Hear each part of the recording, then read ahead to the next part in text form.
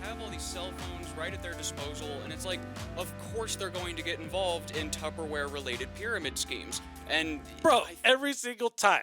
Hi, this is Nino with the Boise Hive podcast. Super excited to be here today. I am in the studio with a couple of my friends, one being Alex Gambo, who is my engineer, co-executive producer, and host. Alex, can you go ahead and say hi to all the people in the world? I just feel sorry for those kids. And I have Ray Dyer in the studio today, who's going to talk to us about suicide ideation and his local role in that. Ray, can you say hi? Thank you for having me on. There he Hi. is. Sounds great. Look at how he's super sexy. I wish you guys could see him. We're going to start off by the Hive mission. Always do this, which is obviously to now, I'm sure everyone knows, to prevent suicide within the local music community.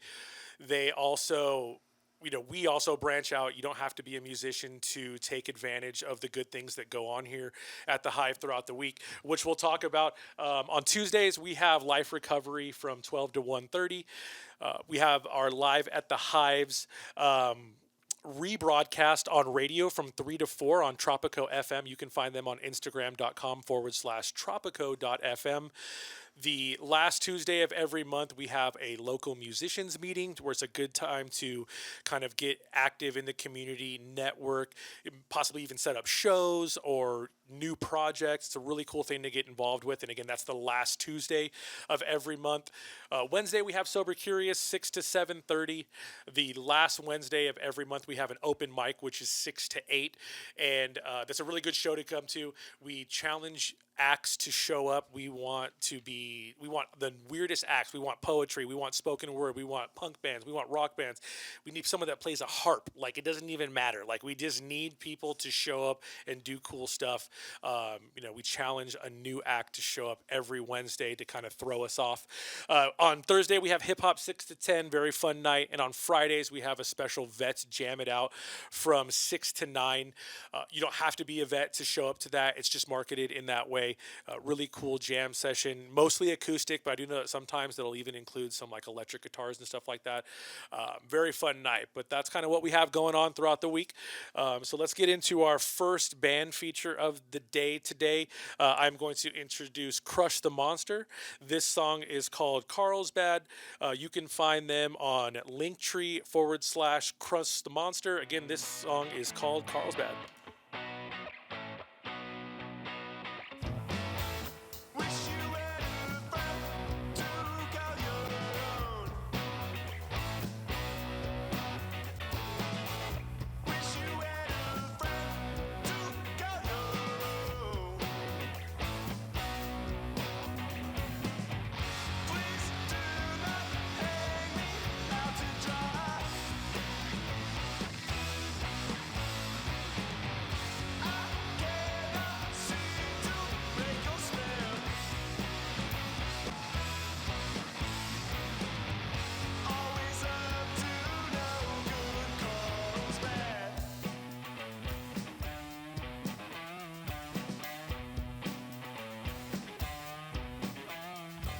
All right, once again, that was Crush the Monster with Carlsbad. If you'd like to find out more about them, you can reach them at Linktree/Crush the Monster. All right, so again, in the studio today, we have Ray Dyer, who is going to talk to us a little bit about what he does in the realm of suicide ideation. We're going to keep it light today, but something to think about. We'll kind of define it, and then we'll go from there to kind of normalize these types of things and at least get a conversation going. So, suicide ideation or thoughts is the process in which someone begins to think about or start planning the act of suicide. That's what it means when you hear somebody say suicide ideation. And at that point, when these types of things are happening, it's probably time to get assessed. And one of the things that I found in doing this research is there's a lot of ways that they say it, but a lot of them revolve around what I saw they call the safe T. And there are 5 different ways that you can kind of identify and then make a plan, which we'll talk about a little bit. But we'll bring Ray in. Ray, how are you doing today? I'm doing good. I'm super excited that you're here today. Ray plays in a local band called Cabeza. If you want to go ahead and search them, you can. But we'll keep it focused on the mental health side of things today. So, Nice. Ray, can you explain to our listeners what you do for a living? I am a social worker. I work at a small outpatient mental health provider as an individual counselor, and we kind of supply or we have a crisis line at our agency. Our case managers are trained in crisis intervention, and it's really difficult. I'm really glad that you're doing this podcast on it because I think some of the elements of doing these assessments are, a lot of it can be done with family and friends. And when people are in a crisis, it's difficult to get them to the emergency room. It's difficult to, for you to even know how to call to do a welfare check. A lot of people will probably just call 911, and there's other available like ways to call the Boise Police Department, so that you would have a paramedic come to your house who might actually be more useful than say just like a police officer.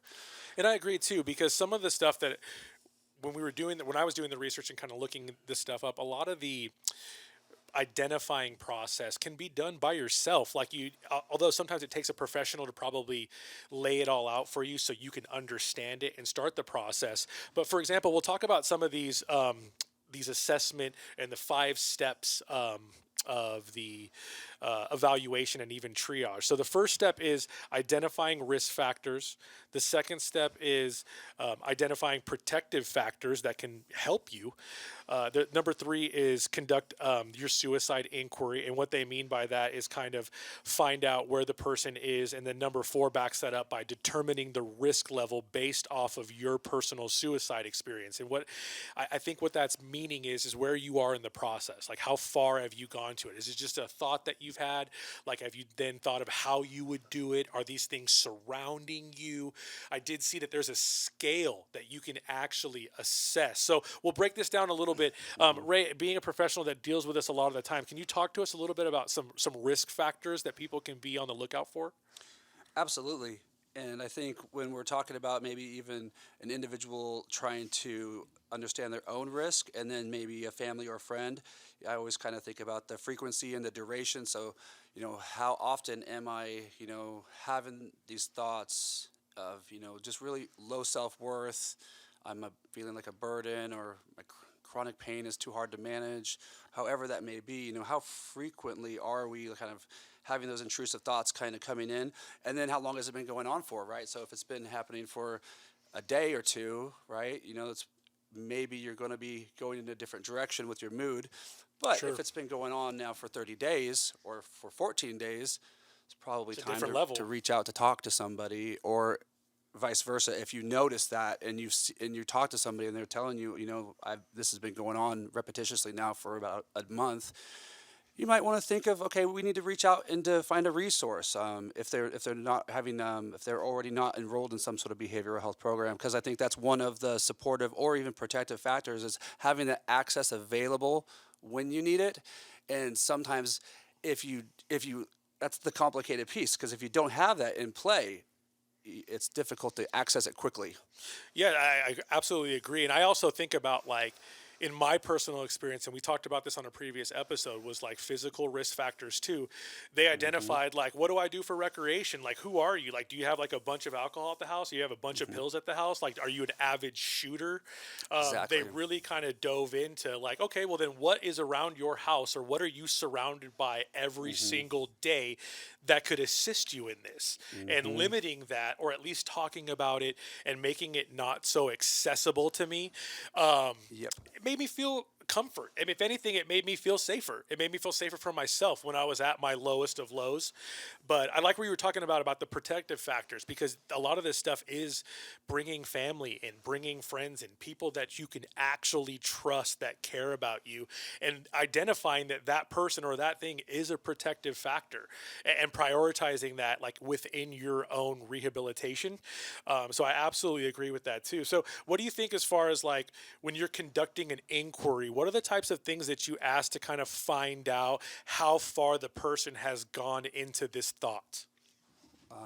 Well, I think just really trying to come with a really kind of empathetic and validating. So just a lot of that's like validation, and then kind of understanding what is that person's experience with suicide, right? So have they had a family member that's completed Oh yeah, because that's suicide, much or if more they've high risk. seen something like that. So based upon their experience with past suicides, that's going to give you an idea of more on this, if you want to think of it as a scale or a spectrum. And then once again, that risk factor, the access to firearms is always something we got to always, that's a very effective way to complete suicide. I think, is that the correct way to say that? I Yeah, believe so. we're chill here. We don't we're Yeah. not we won't correct you, but I think that's huge too, because a lot of it is like thinking about, okay, well, like what just what is around you, like even in my work situation came up. I was in a very high stress work environment, and that was one of the first things that came up. Like they were like, well, if you're like already on edge and you're at the lowest of your low, then maybe you should take some time off work, which I did. I was able to take a medical leave of absence during the pandemic, which helped me get back on track. I actually used it to refocus myself. But then when I went back, about 3 months after going back, those same type of triggers started making me go back down that path. So recently I did change profession, but it could be profession, it could be family stress, it could be all these different factors. And if you don't have a lot of those other protective factors, like these more, finding more effective ways to cope, right? And I think that's where you're going. So, Yeah. you were able to take some time off, which is wonderful, right? A lot of individuals don't have that kind No of way. opportunity, but in those that time, right? We've got to develop some healthy coping skills, maybe improve our communication, kind of focusing on that ability to be a little vulnerable. Because a lot of times there's just, and you kind of mentioned it right there in the beginning, it's a taboo topic. So people get knee-jerk reactions. People don't know how to respond to it. And something that I see a lot is when individuals struggle with this, some people will lean in, friends, and other people will kind of back out. Yeah, They just isolate. don't know what to do, and they think that they're going to make it worse. Well, in my personal experience too, what I love where you went there is that I was lying to my therapist a lot. Like, and I was modifying my answers to present myself in a way that I thought was more acceptable to them. Yeah. And when I did that, it hindered my recovery. Not until I was able to be like, not until I hit my lowest of the low, in my experience, did I have to be like, okay, I got to start being honest about this stuff. I can't be lying or modifying my answers to make them less, because the professional is just going to go off of what you tell them. Yeah. And if you don't open yourself up with that honesty, you're just hurting your road to recovery. And it took a long time for me to be able to be honest with people like that. I mean, it was a big deal. Yeah. Well, and I think that's what sets like a therapist, like a professional, apart from just a friend who's a good listener or whatever. Sure. Because we all modify sort of our narrative about ourselves, and the whole point of a therapist is somebody that you don't have to do that for. Yeah, and I think it's okay to have that process, to go in there and lie a little bit and struggle a little bit, and then let that process grow and let that and then reap the fruits of of all that stuff. I think if you go in there and you don't go in there with a good attitude, you might quit and then stop going back because it's not working right away. But like therapy is something that works over the course of a long period of time. Sometimes it's not like a quick fix. Medication might make you feel a little better in the interim, but the therapy and the root causes are what I found got me to the next level. Yeah. So what about like a plan? Like, I'm sure you talk to people about making a plan when they're having these thoughts. Yes. And I'm sure at some point you have some type of follow-up that's set with them. But can you bring us into that world on what that looks like? Yeah, absolutely. It can be a little complicated because there's such a wide variety of coping skills, and then trying to identify that behavior in yourself. So usually in the safety plan, we'll kind of have like these categories. So it's, how do you know that you're going into crisis? How would somebody else know that you are going into crisis? How do you get out of crisis? And then this other idea is, what can someone else do for you? So taking that idea of, I don't want to talk to people about it, and I'm feeling alone, and I don't have a lot of people to reach out to. It's in the safety plan, the community. This is why the Hive and other places in the community are so amazing, because that's a place you can go, right? So it gets complicated when you're trying to But it makes sense though, because depending on like your Access. individual experience, and like you said, what you have access to, kind of, I guess, would depict it. But what are some of the types of things? I would imagine manic behavior is a good like trigger that you might be going through a crisis. Absolutely. But like, what are some other things that a person can identify that they might be going into a crisis? Irritability, change in mood. I was just reading a research paper about, and this is complicated because a lot of people play video games and they get online and they do a lot of like war games, but sometimes like an extra hyper focus on like violent games or movies. It's an interesting thing to think that Hyperactivity comes up a would lot. be something to focus on, but in that irritability, the isolating, I think is something super important for all of us to know, right? So when we're reaching out to that person and they're not returning text messages, it's very irritable all of a sudden. And then if that's, and you're feeling that as well, you start to understand, like I'm starting to lose my grasp on reality. Isolation was big for me because I worked remote from 7 years. So yeah. I was always isolated in my office for 7 years. And when I got off work, I'd get out and I'd go with my family, but I found myself staying in there. I didn't even realize it.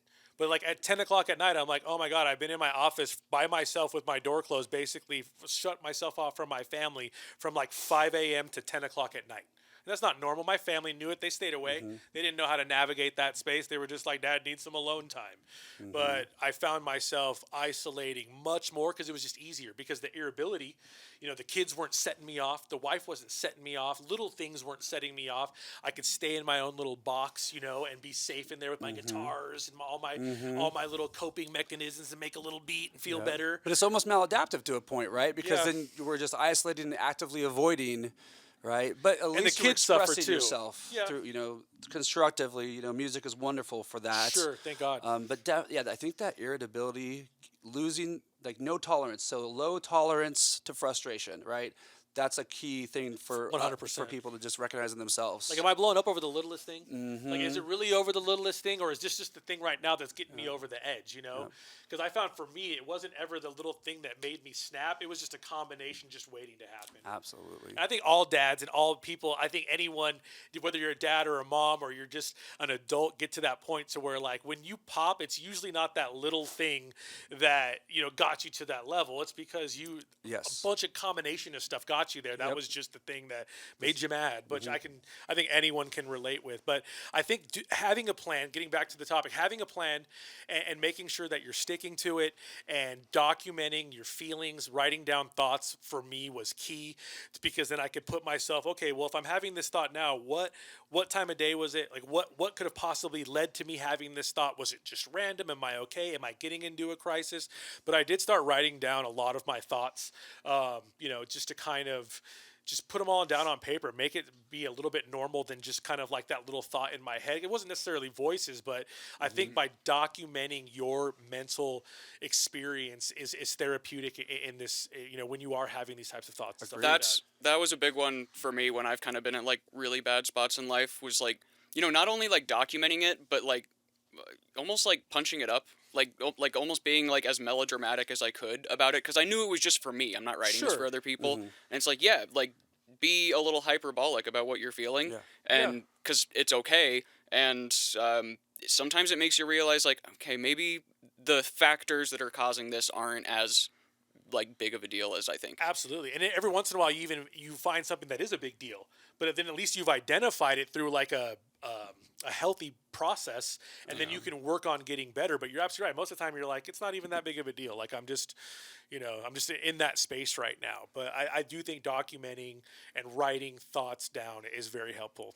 And on that too, when I was hearing that, I was hearing like our ability to reflect and give ourselves a bit of constructive criticism there. Sure. And then that just brought my thought to this next person or next idea too. That's just like, having that person in our lives that, we just need like one that when they give us that feedback, that's not the feedback we want, right?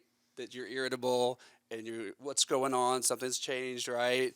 Like, we have to find a way to actually like take that criticism, right, and feedback. Because I forgot your engineer's name. Alex. What Alex was saying there, and what you were saying is so perfect, right? Because you're giving yourself the feedback in your journaling, so then you can read it and say like, oh shit, And just to kind of jump back to something that you had said earlier, because I want to highlight this, because this happened in my family too, is identifying a loved one or a friend that might be in a crisis, that might not be reaching out to you. Because in my cousin's situation, when he took his life, I mean, there couldn't have been more red flags happening. It was really hard for us to see in the moment during the pandemic.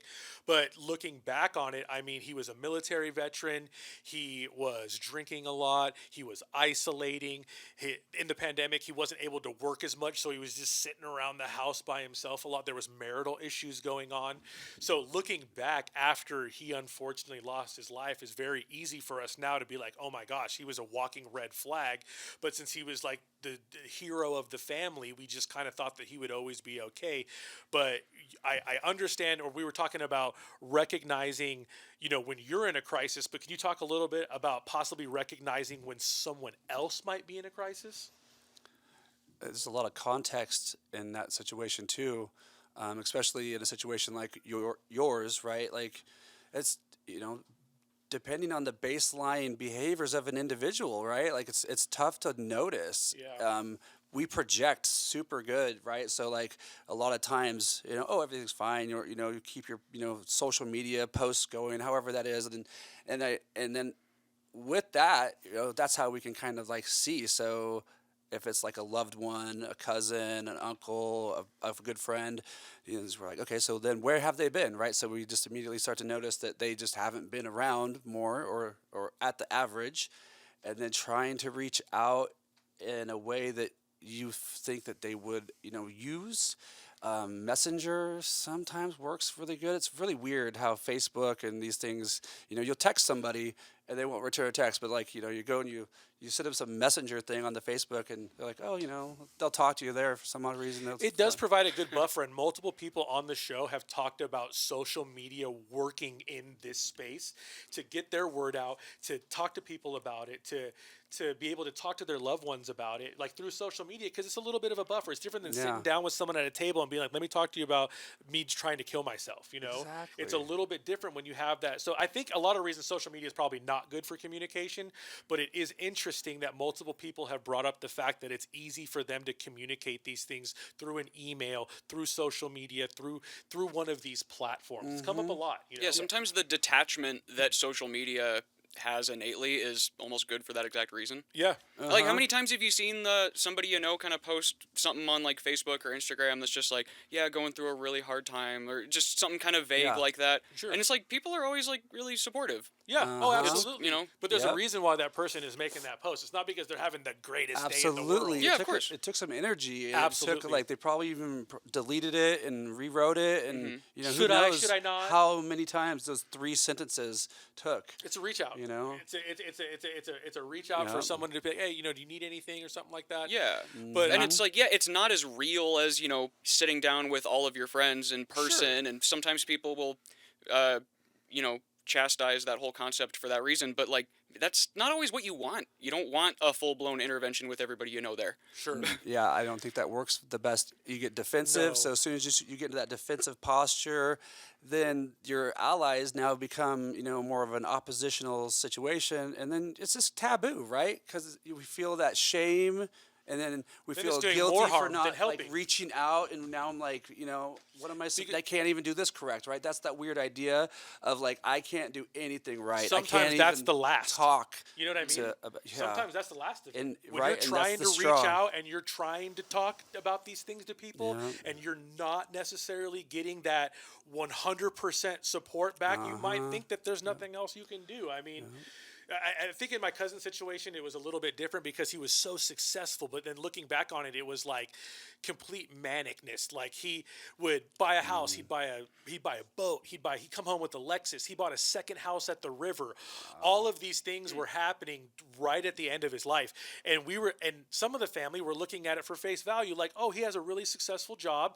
They're killing it. They're extending themselves. They're getting that river house that they always wanted to have. But I think that these were all things that that these big purchases were all ways for him to get a little extra time, and eventually those things weren't big enough to keep him around anymore. But most of the family thought he was successful, but looking back on it, it was alarming spending habits. And people don't just, like, if you're not being a movie star or a rock star, you don't just necessarily in normal life get all those things like that. Yeah. And looking back on it, he was just probably trying to find ways to be happy and stuff like that. But again, looking back on it, it's so easy for me to be like, oh my God, it was just screaming in all of our faces, which is really, I'm excited to be able to highlight these types of things for people that might be in these situations, because it's something that is a common denominator with a lot of families that are dealing with family members that have committed suicide. But like you were saying, I mean, if they isolate, there might be something going on. If you haven't heard from them in a while, if they turn their read text off or something like that, or if they won't answer their phone or won't ever get back to you, that might be that time where you might need to go over to their house. And if they're not available at their house, I hate to say it, I've done this before, you might need to call the cops. I've had welfare checks done on a couple different family members since this happened, because they put me in a situation where I had no choice. I'm educated now about the situation. I'm not going to wait anymore. So it's just there's a lot of different ways you can identify when someone is in those crises, but much easier after the fact than when they are actively feeling it. People are smart. People are sneaky too. Some people, if they're not feeling good, they play like everything is just fine. Very hard to identify in certain individuals, especially people that are very successful in life. You just assume that they're good. Yeah. So I'm curious, when you when you call and do one of those like wellness checks, like, are you able to kind of have them send somebody who's not necessarily a cop?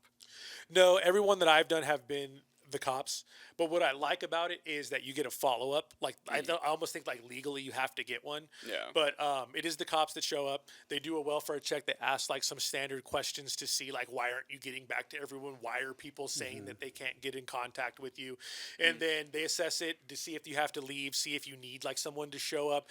But then they also follow up with the person that made the request too. Yeah. So it kind of gives everyone some resolve. And in my situation, luckily, the family members I did it to were like, oh crap, Nino and the family's not playing anymore. We lost Robert, and they're playing around Because the accountability factor has now increased. because we lost a family member already, and now we have other family members that are looking for this. I don't know if it's an attention grab or maybe they were having a bad day, whatever it was, but we're not missing the mark again, you know. So it was kind of a wake up call to my family and friends that like, okay, like Nino's for real now. Like he's not going to mess around. Like if you're not getting back to him, and if family members are getting together, and we're all kind of scared now, we're going to have someone come check on you. So if there was progress there, one of the family members absolutely hated it and didn't talk to me for a while. But we're in a different situation now with the personal experience. I think on that note too is there's this idea of, I believe everyone in Idaho is a mandatory reporter, and obviously I'm a mandatory reporter, but I do believe to be an Idaho citizen, I can't speak to another state, but that goes into that assessment, right? Because, all right, so what am I mandated to report? I think is so important for people to know, because individuals sometimes will have passive suicide ideation for a long time, and that doesn't mean that they need to have a welfare check all the time. People can want and have these feelings that they want to die, and they can have these feelings of being a burden. But then it goes into that idea for me, and just I think for just public recognition is like, we got to go back to those risk factors. Is there a firearm? Is there a history of attempts, right? And are they getting more lethal? So holding somebody accountable with the welfare check is very important, but also just understanding, what am I mandatory? When do I have to call? Like if somebody says they have a firearm at the house and they're going to kill themselves, Probably call. You have to call. Yeah. Right. Right. But if someone says, I've been feeling like, down, and I've been thinking about it, tease some things out, right? Like, well, what are you going to do? What's your plan? When I talk about suicide, I'm never taboo with it. I'm like, let me hear the plan. I'm going to get some ibuprofen, and I'm going to down the whole bottle, and I'm going to drink a bottle of Jack Daniels. That is definitely bad, right? But there's a lot of time, right? So time is so critical when it comes to actually completing suicide. The gun is fast and effective, right? Somebody has to go to the store. They got to buy all that stuff. They got to bring it to the house. They got to figure out how to take all those damn ibuprofens. It's not easy, Then they got to drink all that alcohol. and we can We still just pump had- their stomach. Yeah, I was gonna say we Right? just had a guy on last episode who said he works in an emergency room, and he goes, people just take like a bunch of ibuprofen and a bunch of Tylenol, and all that happens is they get super sick and they come to the emergency Yeah. room and they just got to get pumped, and it's just the worst experience they ever Exactly. had. But like you were we saying, can still access them. We can still get them. that like you're saying, And time factor though yes. is different than a bullet and a gun. That's a huge risk factor. It's a One huge mistake, risk factor. one mistake and it's done. And then the one that I think is also highly effective and it makes a lot of healthcare providers nervous is when people have an experience or any sort of history with hanging. Much more difficult to assess than a firearm. Access is generally easy. A lot of things can be used for that. Right. 100% And sure. it's 100%. highly effective. So whenever anyone hears something about that nature or that plan, you have to 100% take that seriously. Yeah, because that's everywhere. That could be Everywhere, anything. right? And that's just another one of those interesting mandated ideas of, so what is more dangerous? You got to think about the effectiveness of the use and the time that it takes, and can we actually prevent it, right? I think people hear things about self-harm with knives and things like that, and those are highly effective too, and there's knives and that kind of stuff around, but there's still that idea that you got to go and you got to do this, and there's all this work, and there's all these little steps that have to be done. And pain.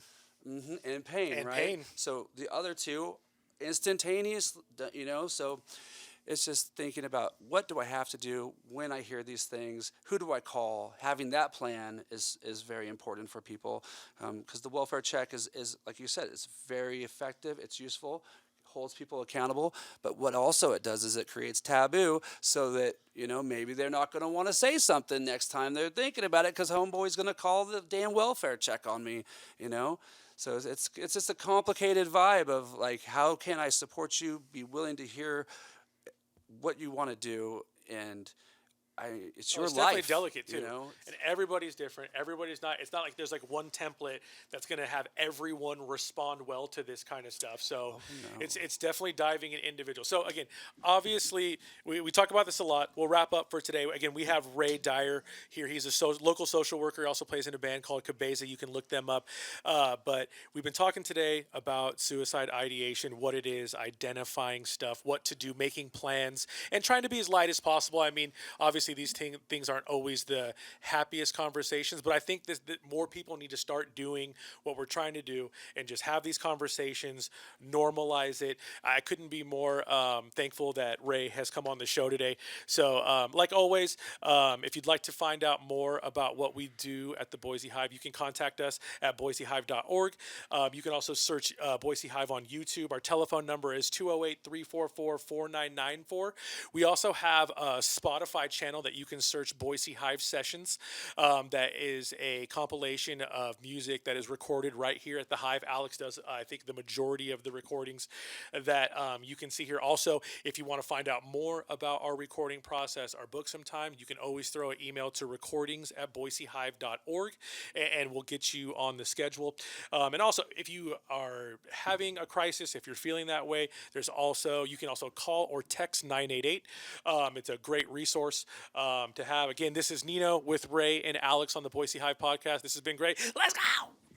All right, and playing us out today, we have an absolute Boise staple. We have Slurm Flirty Worm. The song is called Dino Daniel. You can find Slurm Flirty Worm on Instagram and all that.